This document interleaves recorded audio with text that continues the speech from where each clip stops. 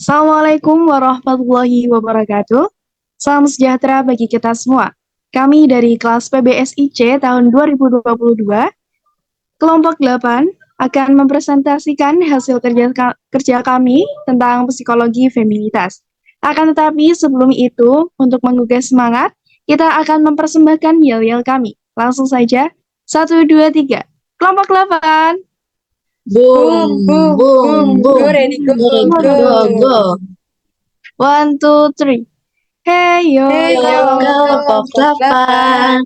Ready to ready be to be one for the best future.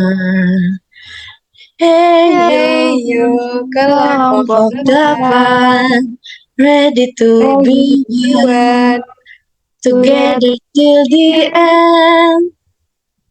Kelompok 8. Oi, oi, oi. Oi. Kelompok 8. Ready. Baik. Kelas itu adalah yel-yel dari kami. Untuk selanjutnya, perkenalkan kami dari kelompok 8 yang terdiri dari saya sendiri, Adila Kurnia Fitriani, dengan NIM terakhir 097. Dan teman saya, Ivana Novelia, dengan NIM terakhir 100, dan Herlina Devi L dengan NIM terakhir 101. Baik, langsung saja kita masuk ke pembahasan. Kepada Herlina, saya persilahkan.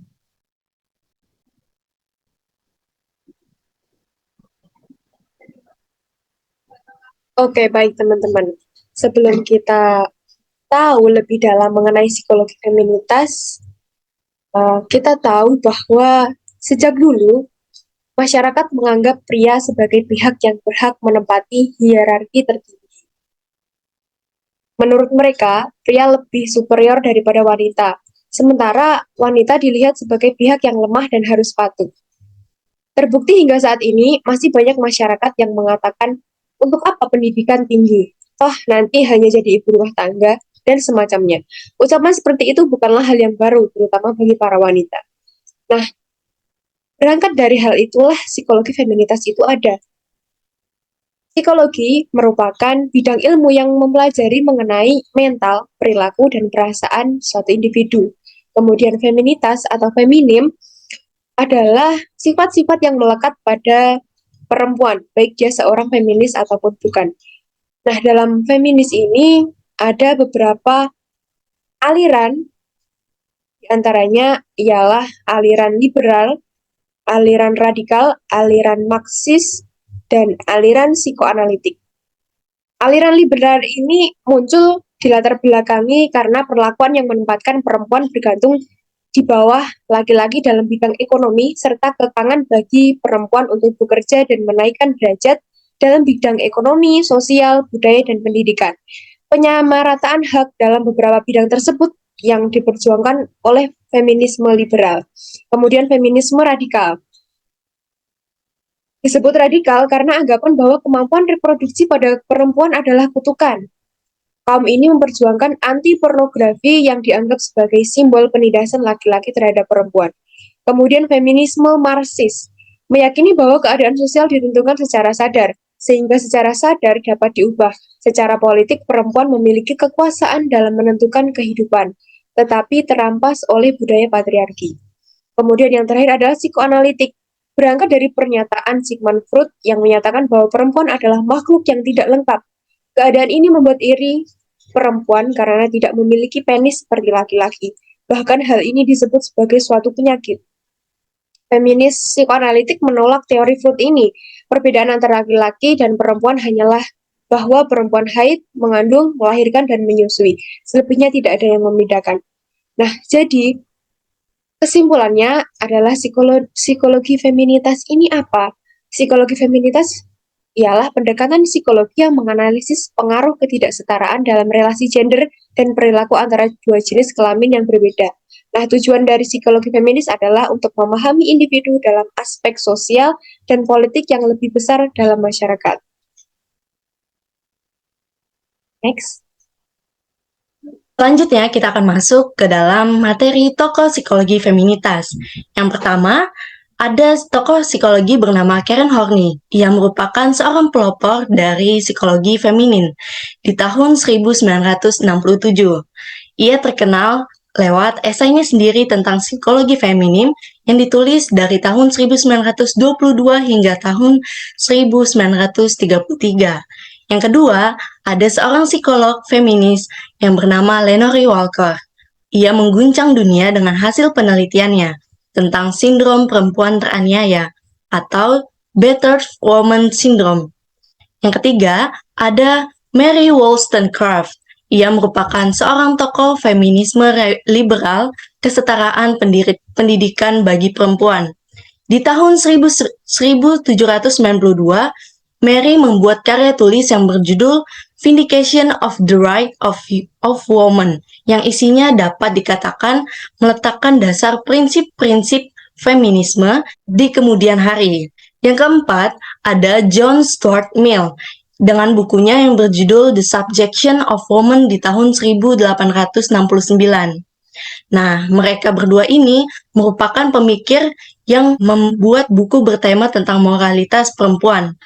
Selanjutnya, kita akan berkenalan dengan Carol Gilligan. Ia merupakan seorang tokoh etika, psikolog, sekaligus filsuf feminis, yang mana dia ini melanjutkan pemikiran tentang moralitas perempuan dari Mary dan Mill. Terakhir adalah tokoh feminisme eksistensialis, yaitu Simone de Beauvoir.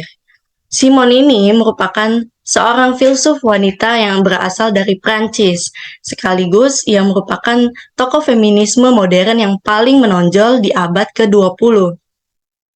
Ia mengatakan bahwa dunia perempuan selalu akan dikaitkan dalam dunia lelaki sebagai bukti penguasaan lelaki terhadap perempuan.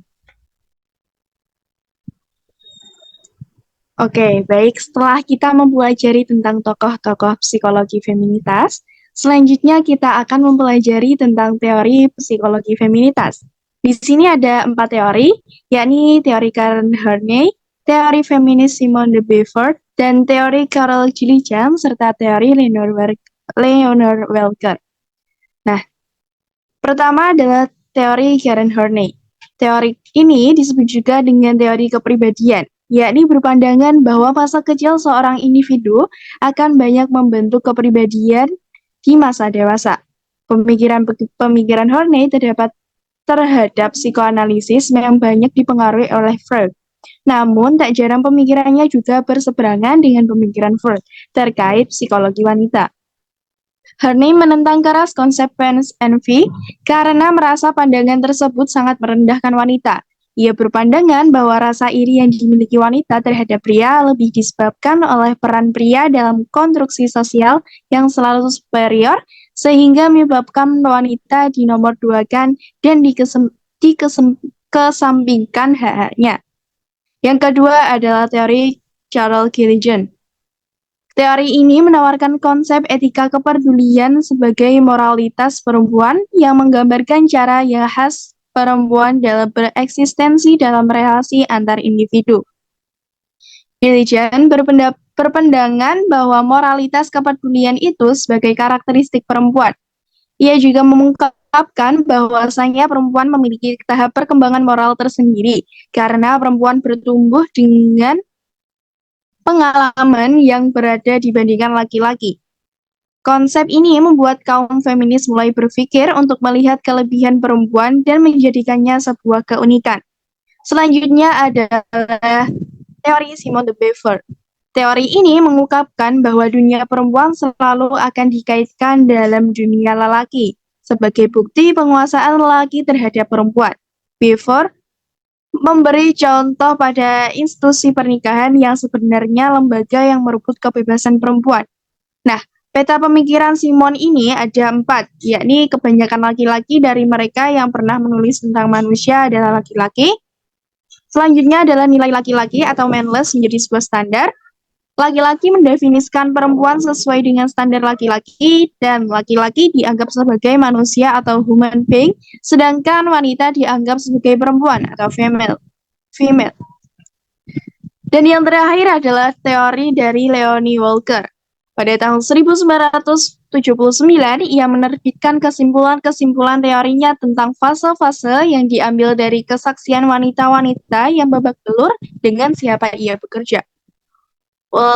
Walker menyadari bahwa wanita-wanita ini diserang sepanjang waktu atau dengan cara yang sama, tetapi ada fase-fase kekerasan yang memiliki durasi bervariasi dan manifestasi berbeda.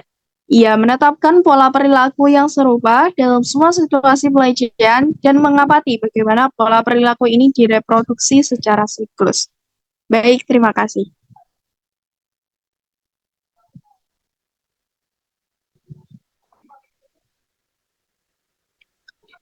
Sebelum kita mengakhiri presentasi pada kesempatan kali ini, saya dan teman-teman mengambil kesimpulan bahwa psikologis feminitas merupakan suatu bidang ilmu yang mengkaji atau menganalisis berbagai pengaruh ketidaksetaraan yang terjadi, khususnya bagi kaum perempuan. Feminisme ini bersifat menolak segala sesuatu yang bersifat merendahkan, baik dalam segi sosial, budaya, politik, ekonomi, dan lain sebagainya. Banyak tokoh yang mengungkapkan suaranya untuk membela kaum perempuan. Di antaranya ada Karen Horney, Eleanor Walker, Mary Wollstonecraft, Mill, Gilligan, dan Simone de Beauvoir. Teori-teori yang kami gunakan ini tidak menjauh dari tokoh-tokoh yang disebutkan, melainkan berasal dari mereka lah kaum perempuan dapat berdiri tegak, mampu mengeluarkan pendapat, dan tentunya memiliki prinsip untuk tidak mudah dijatuhkan oleh kaum yang mendominasi. Nah, sekian itu presentasi dari kami, kurang lebihnya mohon maaf. Sekian, terima kasih. Wassalamualaikum warahmatullahi wabarakatuh.